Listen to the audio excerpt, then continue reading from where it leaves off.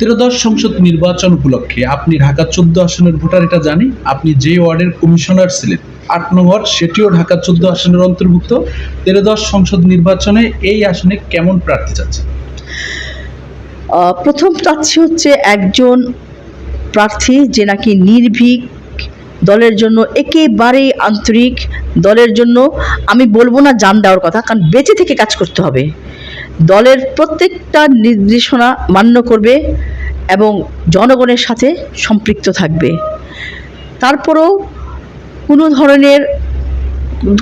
ধরনের অরাজকতার সাথে জড়িত থাকবে না, দলের যে নির্দেশনা আছে সেই নির্দেশনা মেনে এবং অন্যায়ের প্রতিবাদ করতে পারে, দেশ ও জনগণের কল্যাণের কথা চিন্তা করতে পারে, এইরকম একজন প্রার্থী আমি চাই। এবং সব প্রার্থীর মধ্যে কথা হচ্ছে যে আমাদের ভারপ্রাপ্ত চেয়ারম্যান যাকে দিবেন আমরা সবাই তার সাথে কাজ করবো ইনশাআল্লাহ। আমরা শুনলাম যে এই আসনে এবার আপনিও সম্ভাব্য প্রার্থী হতে পারেন, আসলে এটা কতখানি সত্যি? এটা আসলে আমরা যখন যে কেউ, আপনি যখন আপনার কাজে আছেন, আপনার একটা লক্ষ্য থাকে, আমারও একটা লক্ষ্য আছে।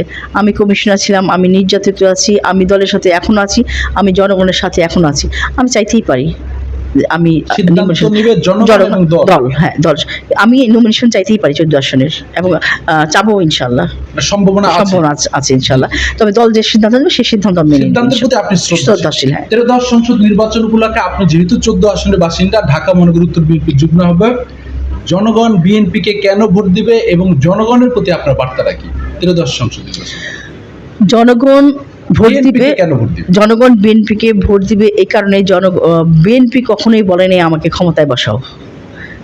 যে বিএনপি জনগণের জন্য লড়েছে, বিএনপি চেয়েছে একটা সুষ্ঠু নির্বাচন, জনগণের অধিকার ফিরিয়ে দিতে, গণতন্ত্র প্রতিষ্ঠা করতে।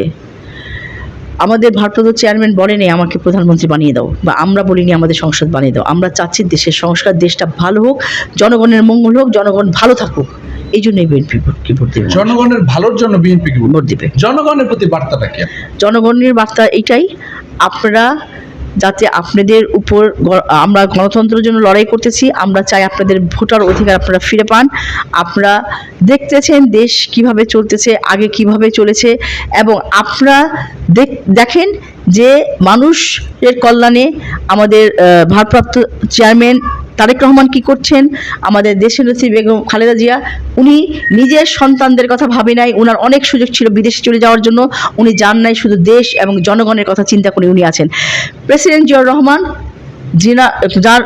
ওনার কোনো স্বাধীনতা ঘোষণা দেওয়ার কথা ছিল না, যখন লোকজন নাই, কেউ নাই, উনি নিজের দায়িত্বে দেশকে স্বাধীনতা ঘোষণা করে গেছেন এবং নিজে যুদ্ধ করে দেশকে স্বাধীনতা দিয়েছেন এবং জনগণকে উদ্ধার করেছেন। ত্রাণকর্তা হিসাবে সব সময় বিএনপি আপনাদের পাশে আছে, পাশে ছিল এবং পাশে থাকবে। আপনারা দেখে যোগ্য ব্যক্তিকেই ভোট দিবেন। অসংখ্য ধন্যবাদ মিষ্টি ভাই, আমাদেরকে অনেক সময় দিয়েছেন, আমরা এখানে বিদায় নিচ্ছি।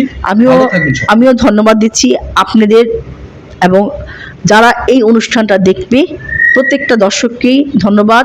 এবং আমি একটাই অনুরোধ করব সবাইকে, যে আমরা আর যাতে ভুল না করি, আমরা আর ভুল করলে, এই যে একটা স্বৈরাচার শাসককে বিদায় করতে 17 বছর সময় লেগেছে, আমরা আর এই সুযোগটা দিতে চাই না, আমরা দেশ ও জনগণের কল্যাণ করতে চাই। ধন্যবাদ সবাইকে, আসসালামু আলাইকুম।